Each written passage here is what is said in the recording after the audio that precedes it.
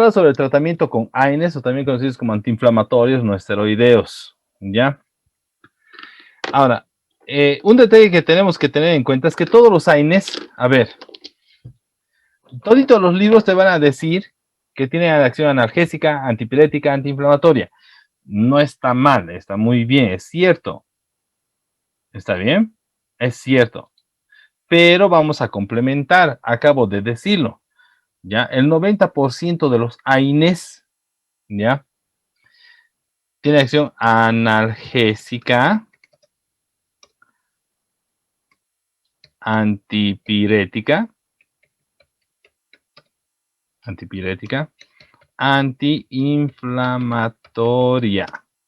antiinflamatoria. Ahora, un detalle importante, ¿ya? Muchos AINES van a tener una acción más, y es la acción como antiagregante plaquetario. El 90% de los AINES actúan de forma no selectiva en la COX. Eso significa que al anular COX-1 y COX-2, anulan el tromboxano. Y si no hay tromboxano, la acción es antiagregante plaquetario. Ahora un detalle que quiero que quede claro. La acción como antiagregante plaquetario va a depender fundamentalmente de dos cosas, ¿ya? Número uno, tiempo de uso. Y número dos, ¿ya? Número uno depende de cuánto tiempo utiliza el fármaco. Algunos pacientes utilizan un determinado fármaco durante periodos cortos de tiempo, no se va a alterar gran cosa la agregación plaquetaria. Otras personas pueden utilizar el mismo fármaco, misma dosis, pero durante tiempo muy prolongado, y sí van a tener alteraciones en la agregación plaquetaria. Número 2 va a depender del tiempo de uso. Perdón, va a depender de la dosis. ¿Cuánto están utilizando? La cantidad que están utilizando. ¿Está claro? Porque algunos pacientes te toman 25, 50 miligramos de diclofenaco todos los días y están así tranquilos durante años. Pero hay pacientes que te están tomando 50 miligramos cada 8 horas y en 2 semanas ya tienen alteración en la agregación plaquetaria. Entonces, detalle importante, todos los AINES tienen una acción analgésica, antipirética, antiinflamatoria, y muchos de los AINES tienen acción como antiagregantes plaquetarios. Esta acción como antiagregante plaquetario, ¿ya? Esta acción como antiagregante plaquetario depende de dos factores. Número uno, va a depender del tiempo de uso del fármaco. Y número dos, va a depender de la dosis. Aquí no te estoy diciendo nada nuevo, tú ya lo sabes, ¿ya? Dentro de su farmacodinamia, todos los AINES van a actuar por la acción de la inhibición no selectiva de la COX. Aquí está, inhibición no selectiva de la COX. Significa que actúan sobre COX-1 y COX-2, ¿ya? La inhibición no selectiva de la COX disminuye la producción de prostaglandina, leucotrienos, tromboxano. Eso ya hemos hablado, ¿no? Al disminuir la prostaglandina, que es el principal, disminuimos el dolor, disminuimos la producción de sustancias proinflamatorias, disminuimos incluso el efecto, viene el efecto antipirético. Al inhibir la formación de leucotrienos, disminuyes el edema y la quimiotaxis celular. Y al inhibir al tromboxano, lo que haces es alterar la agregación plaquetaria, ¿no?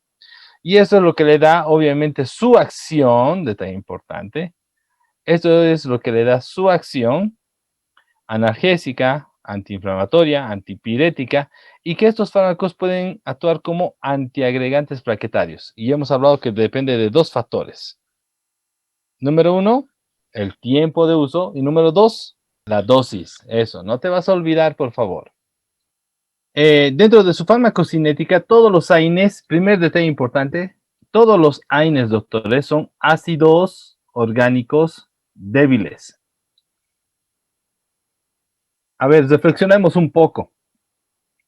Dentro de la parte de la farmacocinética, estamos hablando de 4 procesos, son absorción,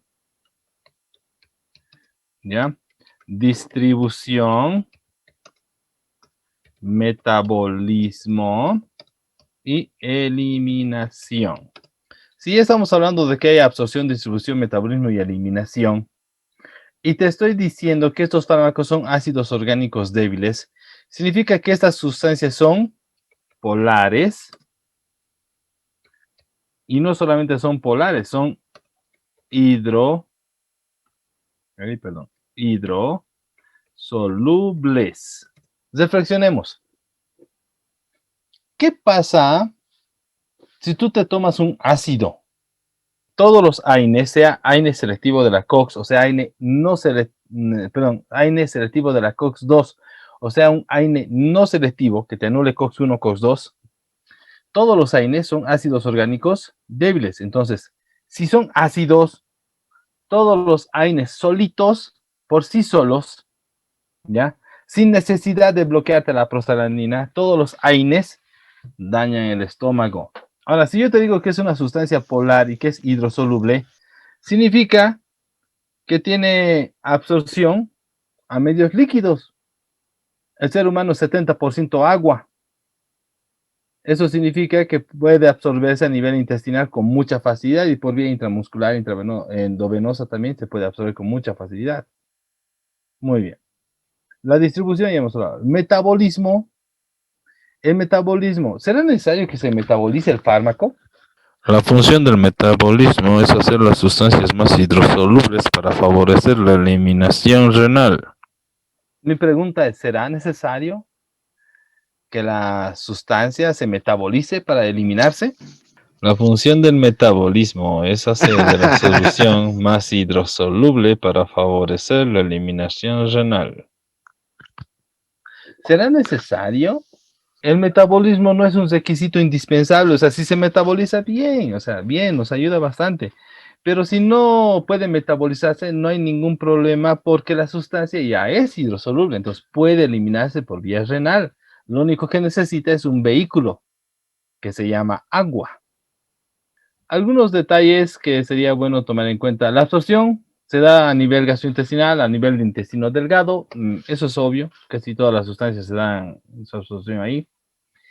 El fármaco se absorbe por vía oral aproximadamente el 90%, a veces un poco más.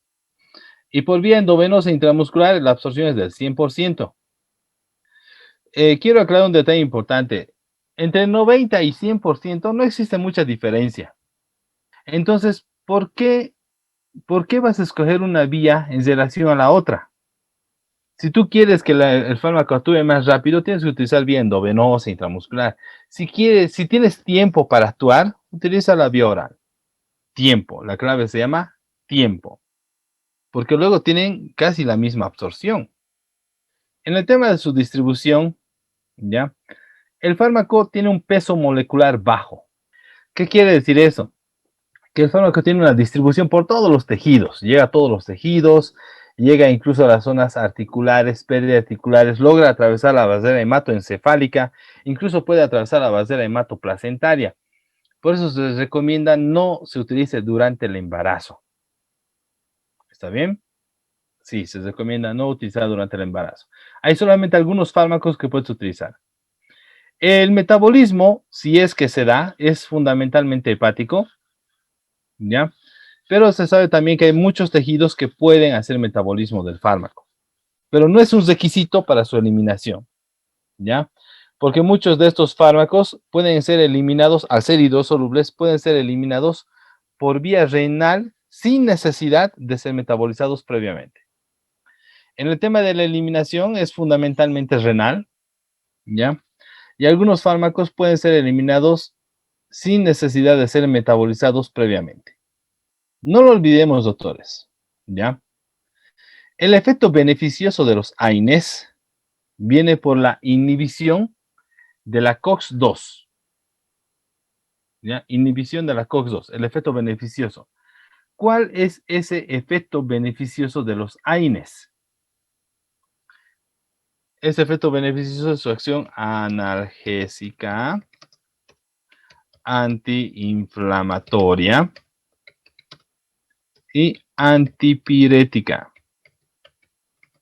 Ese es el efecto beneficioso. ¿Está bien?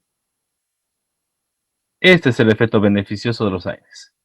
Ahora, los llamados efectos adversos vienen por inhibición de la COX-1. Entonces, los efectos adversos vienen por inhibición de la COX-1. La mayoría de los efectos adversos de los AINES son dependientes de la inhibición de la COX-1. A ver, voy a compartir contigo mi pantalla para que me puedas entender mejor esta parte. La idea que tienes que mantener, ¿ya? La idea que tienes que mantener es que tú fisiológicamente hablando, así, fisiológicamente,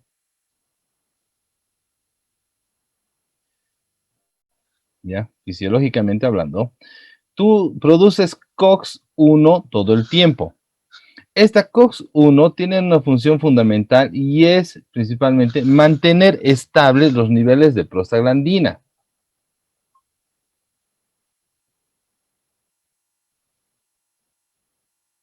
Mantener estables los niveles de prostaglandina. Sí, ¿no ven? No es nada complicado. Entonces, fisiológicamente tú tienes COX-1 y la COX-1 es para mantener estables los niveles de prostaglandina.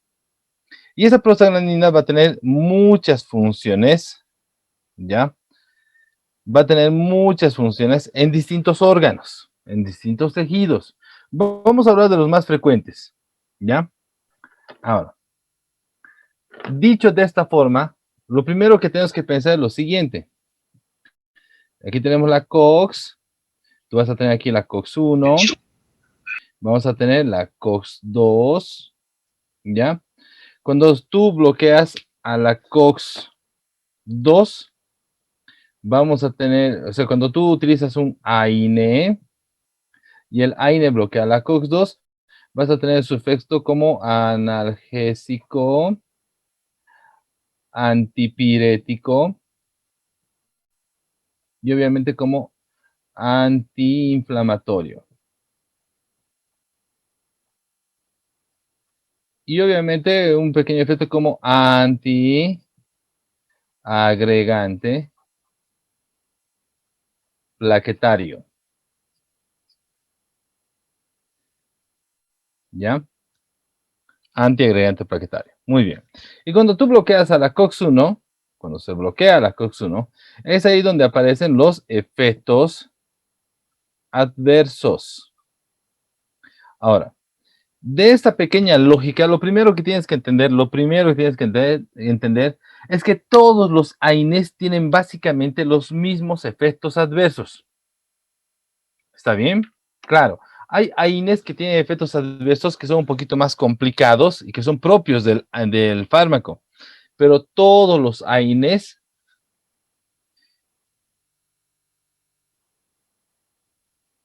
¿ya? Tienen básicamente los mismos efectos adversos.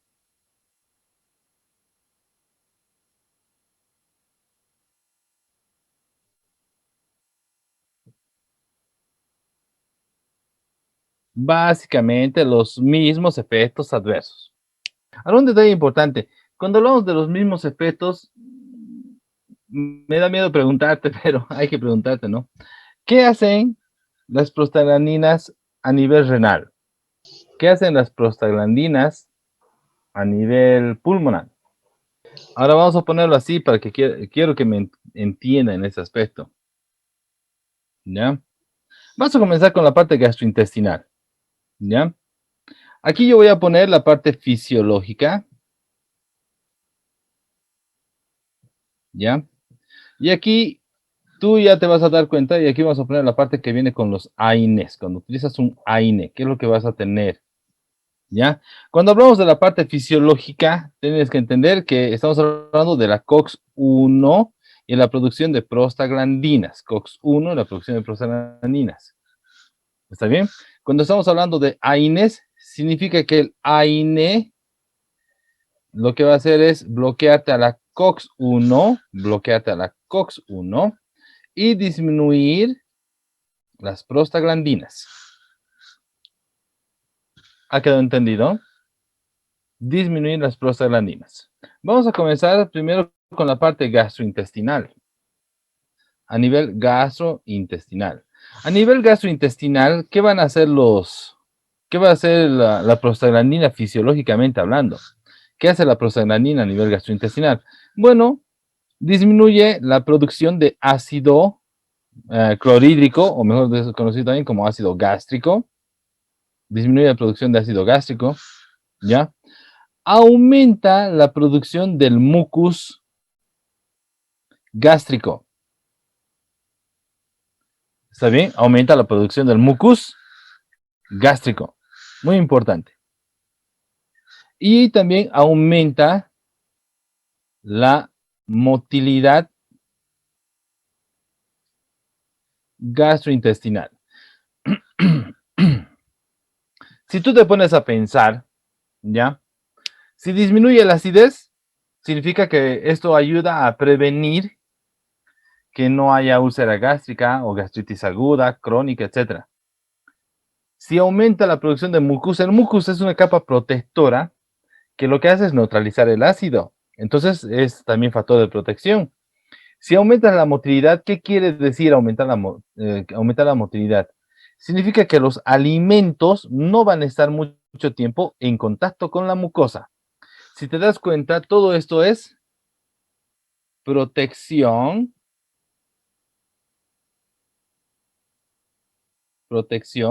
de la mucosa gastrointestinal, ¿ya?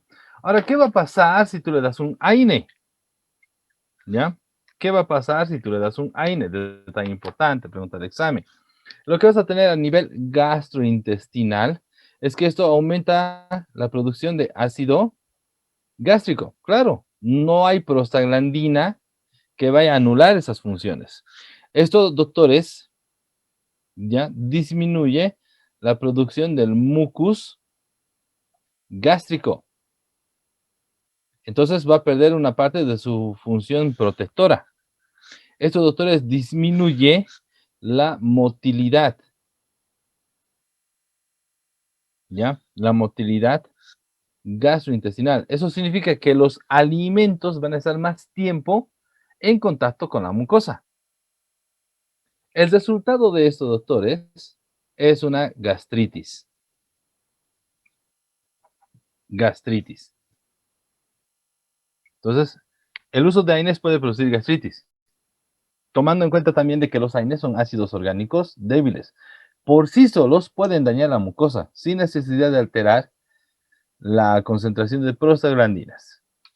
Cuando decimos que se va a producir una gastritis, detalle importante, ¿ya?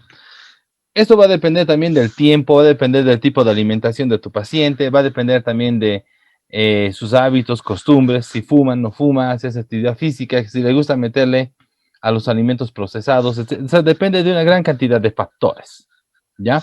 Entonces tu paciente puede tener desde una gastritis aguda, ¿ya?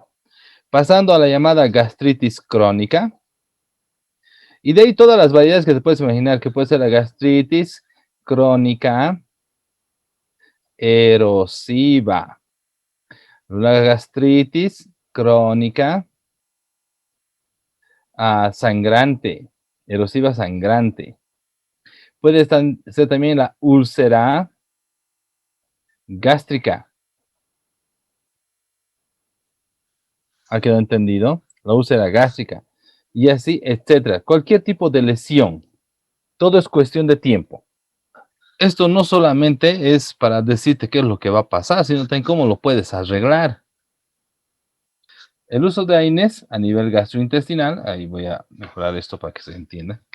A nivel gastrointestinal, puede producir un aumento en la producción de ácido gástrico, una disminución del mucus gástrico, disminución de la motilidad gastrointestinal, lo cual te lleva a gastritis. Y dependiendo del tiempo, el tipo de alimentación que tiene tu paciente, sus hábitos y costumbres, puede ser una gastritis aguda, puede tratarse de una gastritis crónica, puede tratarse de una gastritis crónica erosiva, o una gastritis crónica erosiva sangrante, una úlcera gástrica, etc. Puede ser distintos tipos. ¿Ya? La idea es, ya, ¿y ahora qué hago? ¿Cómo lo arreglo? Entonces, ¿qué es lo que vas a hacer? ¿Ya? La idea es que como tienes que dar el fármaco, tienes que aprender a asociar. Entonces, ¿cuál es la idea? Que tú vayas a asociar, ojo, esto solamente es permitido para los adultos, ¿ya? y tal vez hasta los adolescentes de 18 años para arriba, si tienen algún tipo de gastritis crónica. Esto no es preventivo, es un tema de tratamiento, ¿ya? ¿Eso qué quiere decir? Si tu paciente tiene ya gastritis, ¿ya? Si tu paciente ya tiene gastritis, o si tu paciente ya es un mayor, ¿ya? De 60 años, casi todos los mayores de 60 años ya tienen problemas gastrointestinales. Esos tienen que ser los dos requisitos. ¿Qué quiere decir esto? Si el cuate tiene 26 años y está sano, no tiene gastritis, no tiene ninguna alteración gastrointestinal, no le vas a dar estos fármacos. ¿Está claro? Solamente si ya tiene antecedentes de gastritis aguda, gastritis crónica o si es mayor de 60. ¿Cuál es la clave? Que tienes que combinar. Entonces, ¿qué vas a hacer? Vas a combinar ya el AINE a la dosis que tienes que utilizar más un inhibidor de la bomba de protones. Inhibidor de la bomba de protones. El fármaco se llama normalmente omeprazol. ¿Ya? Si tú quieres utilizar lansoprazol, esomeprazol o cualquiera de los prazoles que quieras, no hay ningún problema, puedes utilizar. El omeprazol va a disminuir la producción de ácido gástrico. ¿Sabías tú que el omeprazol tiene algo que se llama efecto rebote? Efecto rebote. ¿Qué quiere decir efecto rebote?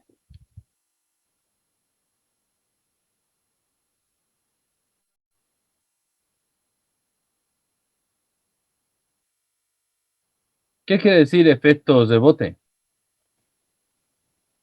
Pero tú le quitas el omeprazol y lo primero que va a tener el paciente se llama efecto rebote. Quiere decir que aumenta la producción de ácido, ¿ya? Aumenta la producción de ácido, produce mayor ácido que antes. Y eso, doctores, a los pacientes les produce dolor y por eso siguen tomando omeprazol. Yo te puedo apostar que debes tener un amigo que está alrededor de los 30 años que toma omeprazol. Sí, y toma omeprazol como si fueran caramelos, dulces, no sé qué. Hay que tener mucho cuidado con el uso de omeprazol porque ya se ha comprobado que el omeprazol es un fármaco que es cancerígeno, ¿ya? Entonces hay que tener mucho cuidado en el uso de omeprazol. Entonces, ¿cómo? Yo sé que estás pensando, dices, no, doctor, puta, doctor, ahora ya me dice que es cancerígeno esa vaina, ¿y ahora qué vamos a hacer? ¿Qué le vamos a dar al paciente? Mejor le diremos que no le podemos tratar. No, no le puedes decir eso. ¿Sabes lo que vas a hacer? Lo que vas a hacer es eso, doctor. ¿Ya? Esto es la línea del tiempo. ¿Qué quiere decir? Tu paciente necesita aproximadamente de 3 a 5 días de un AINE, ¿no? Aquí está, 3 a 5 días de un AINE. Entonces aquí le vas a dar su AINE. Hasta ahí me estoy entendiendo, 3 a 5 días de AINE. Sí, ¿no ve? Bien. Después de eso, ¿qué vas a hacer? Pues hay que darle su inhibidor de la bomba de protones porque tiene antecedentes de gastritis. Entonces, hasta que tu paciente complete 14 días hasta aquí, ya, le vamos a dar su omeprazol o inhibidor de la bomba de protones. ¿Ha quedado entendido? Hasta aquí está, listo. Hasta ahí está. Una vez que tu paciente termina su tratamiento con omeprazol, si quieres ese día o si quieres al día siguiente, eso ya depende de ti, ¿ya? A partir de este punto y durante aproximadamente unas 3 a 4 semanas, para evitar, ¿ya? Para evitar el efecto rebote, ahí sí tienes que dar un fármaco antiácido. ¿Cuál es el fármaco antiácido recomendado? Se llama hidróxido de aluminio. Hidróxido de aluminio. Lo que usted está haciendo, doctor, es lo siguiente. Su paciente tiene que recibir un AINE. Como tiene que darle un AINE, pero tiene gastritis, ¿ya? Como tienes que darle un AINE, pero tiene gastritis, le vas a combinar al AINE omeprazol, que es un inhibidor de la bomba de protones. ¿Ya? Una vez más, prohibido darle omeprazol, por ejemplo, a los niños. Prohibido. Si tú le das omeprazol y le das su AINE, tu paciente va a disminuir sus molestias gastrointestinales. ¿Cuál es el problema? Normalmente, el 65% de los pacientes suspenden el omeprazol y van a tener algo que se llama efecto rebote. ¿Está claro? Efecto rebote. Quiere decir que va a empezar a producir mayor cantidad de ácido y el paciente va a empezar a tener más dolor, más molestia. Entonces, ¿qué es lo que hay que hacer? El día que tú suspendes el omeprazol es el día que tú vas a comenzar a darle un fármaco antiácido. ¿Ya? Este fármaco antiácido es para evitar el efecto rebote. Este fármaco antiácido se llama hidróxido de aluminio. Es muy cierto, ¿ya? Pero vamos a poner desde otro punto. La clave se llama vasodilatación. Viéndolo fisiológicamente, el que haya vasodilatación, mayor vasodilatación de la arteria renal, ¿ya? En la arteria renal, ¿ya? Esto significa que va a haber un aumento en el filtrado. Mayor filtrado. Si hay mayor filtrado, vas a tener dos efectos. Número uno, se eliminan las sustancias de desecho. Se elimina mayor cantidad de sustancias de desecho. Número uno. Y número dos, se aumenta la eliminación, ¿ya? De líquidos. ¿Ya? Si se elimina mayor cantidad de sustancias de desecho, ¿ya? Significa que va a disminuir la osmolaridad. Osmolaridad. Y si aumentas la eliminación de líquidos, va a disminuir el volumen sanguíneo circulante. ¿Ha quedado entendido? Disminuye el volumen sanguíneo circulante. ¿Y esto qué quiere decir? En buena onda. Quiere decir, doctores, que esto va a disminuir la presión arterial. ¿Ya? Entonces, detalle importante, cuando tú tienes COX-1, que ayuda a la producción de prostaglandinas, las prostaglandinas a nivel renal van a ayudar a producir vasodilatación. La vasodilatación es muy importante, porque la vasodilatación va a actuar en la arteria renal, lo cual aumenta el filtrado glomerular. Recordemos que la vida del riñón es agua, o sea, mientras más agua le llegue al riñón, el riñón más feliz, trabaja más rápido, más eficiente, trabaja tranquilo. Entonces, mayor filtrado. Si tienes un mayor filtrado, significa que se elimina mayor cantidad de sustancias de desecho y se puede eliminar también mayor cantidad de líquidos. Si eliminas mayor cantidad de sustancias de desecho y mayor cantidad de líquidos, vas a bajar la osmolaridad, la cantidad de soluto que hay en sangre. No hay tanto soluto en sangre. Y esto también baja el volumen sanguíneo. ¿Qué quiere decir esto? Que va a disminuir la presión arterial. Ahora, ¿qué va a pasar? ¿Qué va a pasar si tú al paciente le vas a dar un AINE? Primero, no vas a tener vasodilatación. Los AINEs hacen que disminuyan la cantidad de prostaglandinas. ¿Cierto? Si disminuye la cantidad de prostaglandinas, lo que vas a tener es una vasoconstricción. ¿Qué quiere decir esto?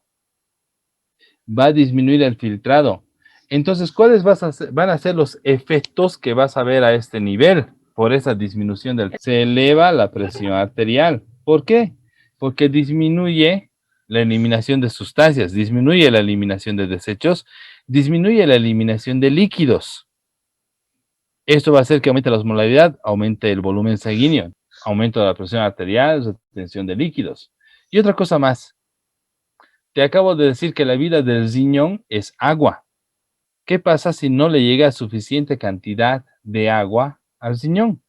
Puede llegarse a producir algo que se llama insuficiencia renal. Tu paciente va a tener insuficiencia renal. Puede llegar a producir insuficiencia renal. Mientras mayor sea la cantidad, mientras mayor sea la dosis y mientras más tiempo utiliza el AINE, mayor posibilidad de insuficiencia renal. Hay distintos tipos de lesiones renales. Entonces no te olvides, los AINES pueden producir aumento de la presión arterial por vasoconstricción de la arteria renal y además de eso insuficiencia renal. Posición de filosofía. A ver, pensemos un poco. Si la persona tiene la presión elevada, quiere decir que ya recibe tratamiento, ¿cierto? Cierto. Ahora, el uso prolongado de AINES puede subir la presión arterial, ¿cierto? Cierto. Ahora, si tú le vas a dar un AINE durante 3 a 5 días, ¿será necesario modificar las dosis de su fármaco antihipertensivo? Paciente que tiene hipertensión arterial y que ya tiene tratamiento para hipertensión arterial y que va a recibir el tratamiento por un periodo corto de tiempo, no necesita modificar las dosis. Ahora, si tu paciente no tiene tratamiento, ¿ya? Para hipertensión arterial, o vas a utilizar el fármaco durante periodos muy prolongados, ahí sí vas a tener complicaciones como hipertensión arterial e insuficiencia cardíaca. Ahora, ¿cuál es el detalle? El problema está que no hay suficiente líquido, ¿ya? Por la vasoconstricción no le está llegando suficiente líquido al riñón. ¿Está claro? Entonces, ¿cómo podemos hacer para que el AINE no nos esté arruinando tanto la disminución del filtrado? La clave, doctores, es esto. Visto en farmacocinética, ¿no? Lo que tienes que hacer es aumentar, ¿ya? El consumo de líquidos. Si tú lo que haces es aumentar el consumo de líquidos, aumentas el volumen sanguíneo circulante y de esa forma vas a forzar a que el riñón vaya a aumentar su filtrado y vaya a aumentar su eliminación. ¿Ya? O sea, si el médico te dice, ¿sabe qué va a consumir con harto líquido? No es por adorno o por hacerse al sabroso, te está diciendo porque quiere favorecer eliminación renal. Si tu paciente va a consumir un AINE, lo que hay que recomendarle es que el paciente aumente el consumo de líquidos. Si tú aumentas el consumo de líquidos, vas a aumentar el volumen sanguíneo circulante. Si aumentas el volumen sanguíneo circulante en un riñón sano, lo que vas a hacer es aumentar el filtrado. Vas a forzar el filtrado. Y de esa forma, al aumentar el filtrado, vas a conseguir que tu paciente elimine más rápido el fármaco y las sustancias de desecho. Otro detalle importante, ¿ya? Es que la COX-1, aquí está, la COX-1 va a ayudar a la formación de prostaglandinas, fisiológicamente hablando. Estas prostaglandinas, a nivel vascular, ¿ya? A nivel de los vasos sanguíneos, ya, a nivel de los vasos sanguíneos, puede llegar a producir vasodilatación. La prostaglandina produce vasodilatación. Y esa vasodilatación obviamente predispone a una disminución de la presión arterial. Ahora, ¿qué va a pasar si tu paciente está consumiendo un AINE? Los AINES lo que van a hacer es inhibir a la COX-1. Si no hay COX-1, tampoco va a haber las prostaglandinas. Y a nivel de los vasos sanguíneos, ¿qué vas a tener? Ojo, quiero aclarar un detalle importante. ¿Ya? Y es pregunta, también hemos preguntado esto en el examen de grado alguna vez. ¿Por qué se eleva la presión arterial con el consumo de AINES? Dos condiciones. La primera produce vasoconstricción. Al bloquear la producción de prostaglandinas, vasoconstricción a nivel de todas las arterias. Y número dos, produce vasoconstricción de la arteria renal. Al producir vasoconstricción de la arteria renal, disminuye el filtrado. Si disminuye el filtrado, vas a tener que se van a acumular las sustancias de desecho, entonces vas a aumentar la osmolaridad, va a disminuir la eliminación de líquidos, va a aumentar el volumen de líquido circulante, ¿ya? Y eso también eleva la presión arterial, entonces hay doble mecanismo para el aumento de la presión arterial. El primer mecanismo es vascular y el segundo mecanismo es renal. Luego tenemos que la COX-1 ayuda a la producción de prostaglandinas. Esas prostaglandinas, que son fisiológicas normales, van a actuar a nivel pulmonar. A nivel pulmonar van a producir un efecto muy interesante que se llama broncodilatación. Broncodilatación. ¿Está claro? ¿Qué quiere decir esto? Que el uso de AINES van a actuar bloqueando a la COX-1. Al bloquear a la COX-1, van a producir también una disminución en la producción de prostaglandinas. ¿Qué va a suceder a nivel pulmonar? Vas a tener broncoconstricción.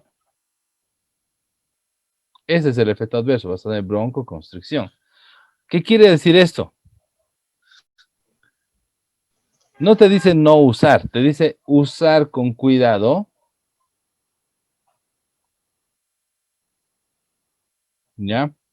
En pacientes que vienen con asma, pacientes que vienen con hiperreactividad bronquial, pacientes que vienen con restricción respiratoria, ¿ya?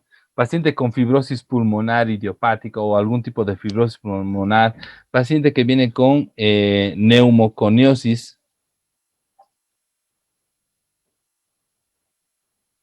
pacientes que vienen con EPOC. En estos pacientes tienes que utilizar con mucho cuidado los AINES. Aquí te lo voy a colocar. Listo. En esos pacientes tienes que usar con mucho cuidado los AINES, porque al producirse la broncoconstricción, el cuadro puede empeorar. El asmático te va a hacer cuadro severo de asma. El paciente con hiperreactividad bronquial va a hacer broncoespasmo y va a tener insuficiencia respiratoria.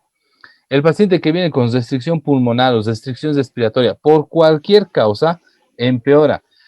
El paciente, por ejemplo, con apnea de sueño, tú le das AINES y va a empeorar la apnea. Paciente con neumoconiosis, porque tiene a nivel pulmonar, tiene acumulado sílice, asbesto o algún otro tipo de sustancia, empeora por la broncoconstricción. Entonces, tienes que usar con mucho cuidado en este tipo de pacientes. Y ahora yo eso estás pensando y dices, qué interesante. Pero doctor, si tengo un paciente que tiene asma y es bien sensible, o un paciente que tiene hiperreactividad bronquial y es bien sensible, o tiene neumoconiosis y ya perdió el 60% de la función pulmonar, ¿qué voy a hacer, doctor? ¿Ya? El primer día Dios dijo, hágase la luz. ¿No ve? Todo el mundo piensa que Dios descansó el séptimo día y eso no es cierto. Dios jamás descansa. ¿Ya? ¿Sabes qué hizo el séptimo día? Inventó los corticoides. Así de simple. ¿Ya? La siguiente vez que alguien te diga que Dios descansa, eso no es cierto. Dios no descansa. ¿No? El séptimo día Dios inventó los corticoides, inventó los broncodilatadores, le dio a alguien la genial idea de inventar los antibióticos. O sea, Dios se dedicó a generar el pensamiento lógico humano precisamente para que encontremos soluciones. Si no le puedes dar un AINE y necesitas un antiinflamatorio, oye, no te hagas tanto lío. No le puedo dar un AINE porque me va a hacer broncoconstricción. Listo, no le des el AINE. Entonces, ¿qué le vas a dar? Corticoide. 3 días de corticoide y va a bajar el proceso inflamatorio y además de eso vas a poder controlar el efecto de la, o sea, el efecto de la producción de histamina que desencadena asma, la hiperreactividad bronquial, y vas a poderle ayudar con el tema de la producción de algún, ¿cómo se llama esto? De alguna sustancia proinflamatoria que produzca las restricciones respiratorias o te produzca la neumoconiosis o incluso la EPOC. Entonces no te hagas tanto lío, no le puedes dar AINES, dale un corticoide. No quieres darle corticoide porque te da miedo y demás, combina el AINE, dale su AINE y lo combinas con un antihistamínico. AINE con o sea, un AINE que puede ser diclofenaco con loratadina o diclofenaco con clorferinamida. O sea, combina el AINE con un antihistamínico. Aunque no lo creas, revísalo, está en Katsun. Los antihistamínicos también tienen propiedades antiinflamatorias. Los antihistamínicos también tienen propiedades antiinflamatorias. Entonces, le das el AINE más un antihistamínico, vas a tener control de lo que es el broncoespasmo, vas a tener control de la producción de histamina, que puede desencadenar el broncoespasmo, y además de eso, vas a tener un segundo antiinflamatorio débil trabajando con el paciente. ¿Está bien? Entonces, una opción, corticoides. Otra opción, combinar el AINE, ¿ya? Con un antihistamínico. Otra opción, le puedes dar el AINE más un broncodilatador. Si el problema es que te hace broncoconstricción, dale un broncodilatador. Sí, hay más de una forma de hacer estas cosas, doctores. El tema es que tienes que saber bien la base farmacológica para poder actuar. Muchas gracias a todos por su tiempo, doctores. Son muy amables. Espero tengan un excelente fin de semana. ¿Ya?